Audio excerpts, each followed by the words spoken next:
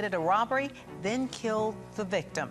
Some district court judges are too busy giving PR bonds to repeat violent offenders. 50% jump in murders from the same time last year.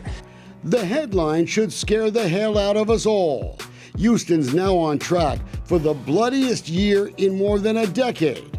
My mom was stabbed. My mom. Why would you stab my mom? Rosalie Cook was 80 years old, disabled. She walked with a cane. She was just 5 feet tall, the portrait of a grandma. And she loved to feed you, man. I mean, you know, that was her thing. If you came in there, it was, how you doing, babe? Are you hungry? And you just had to say yes, because it made her so happy to have to be able to fix you something. This maniac ended all that. Rosalie Cook couldn't even go to a Walgreens without getting stabbed to death. She walked out, and Randy Lewis attacked her for her car and her purse. Just stabbed her right there where she stood. What pisses me off is this guy had no business being on the street. He had 67 prior arrests. He was out on a PR bond for assaulting a police officer.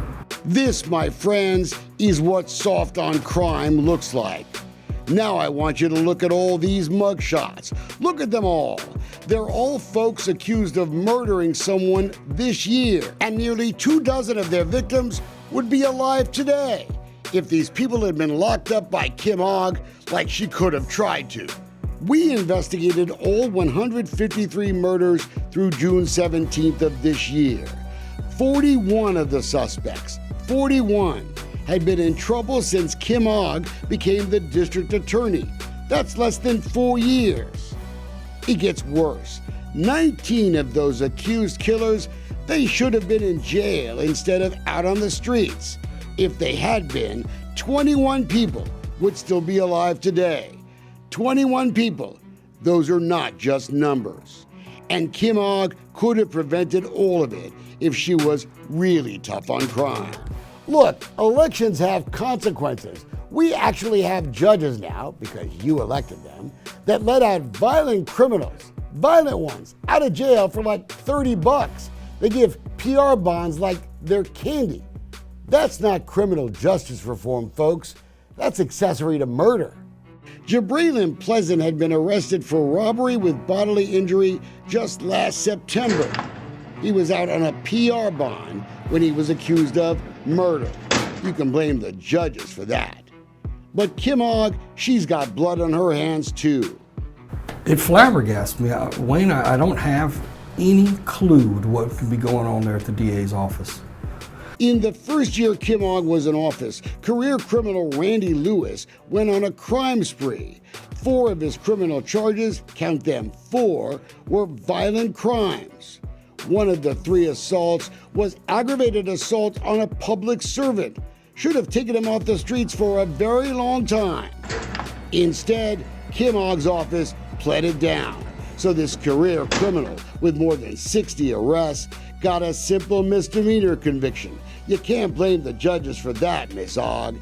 And that turned out to be a death sentence for poor Rosalie Cook. Why was he out? He's been arrested 67 times, charged 67 times. Daniel Musterman was just buying groceries for his sick mom. Instead, he had to try and stop 3 teenagers from stealing his car.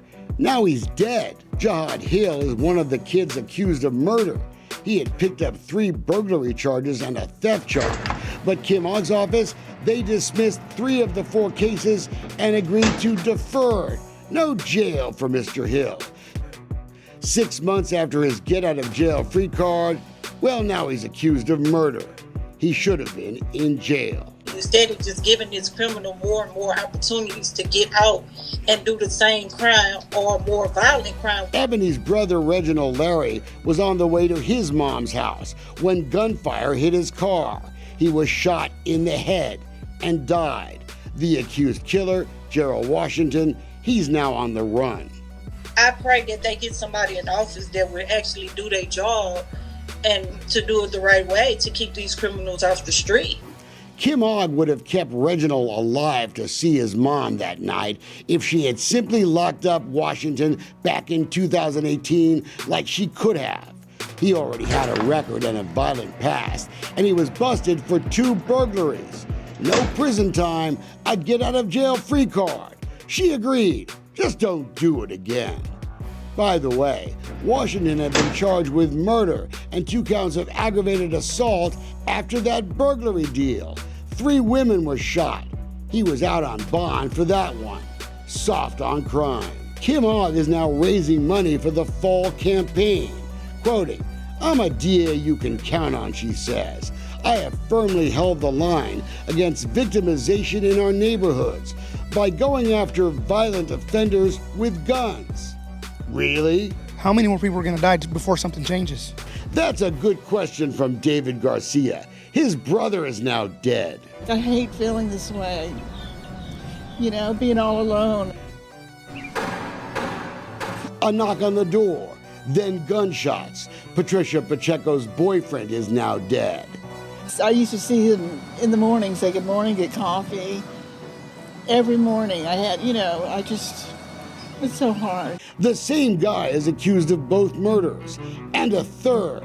It's a story that tells you all you want to know about Kim Ogg's campaign message. That guy is Joshua Kelsey.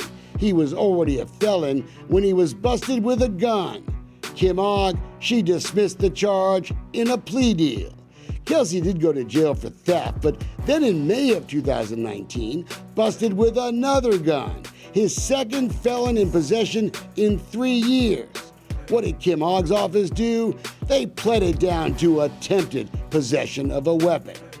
So Mr. Kelsey, he was free as a bird to go on that killing spree over just a couple of hours. We've done the research.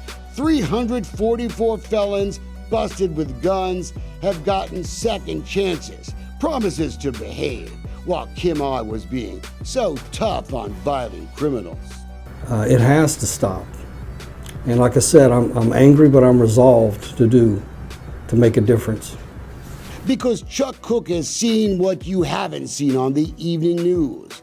9 of these accused killers this year alone had past criminal charges actually reduced by Kim Ogg's office. Instead of being behind bars, they were out on the streets. He was at home. The victim was, they kicked in the door and went in and shot and killed him during the robbery. On February 3rd of this year, Anthony Marroquin was packing for a trip to see his girlfriend the following day, but he never made the trip. Robbers burst into his house, shot him in the back of the head at close range, execution style. Then they quickly tried to sell the loot, including an Xbox, an iPhone. Crime Stoppers put out the alert this morning, and now Kyle Jackson is being questioned by detectives. Kyle Jackson is one of 3 people now accused in this brutal murder. So is Devon Arrington.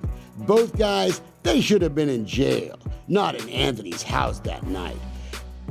Jackson had been charged in 2017 with aggravated robbery with a deadly weapon. Kim Ogg's office, they reduced it to straight robbery, then agreed to let the guy walk out of jail with just a promise to behave. Are you kidding? Arrington had been charged with a 3rd-degree felony for retaliation just last year. He had threatened to kill a witness. But Kim Ogg's office, they reduced it to a misdemeanor. And then one of our soft-on-crime judges sent him to jail for just 90 days for threatening to kill someone. Now you know the truth. You know who we owe justice to? Folks like Anthony Marroquin and a sweet grandma like Rosalie Cook. This has to change. It can't go on. There's going to be more victims like my mom. What are they doing? What are they doing?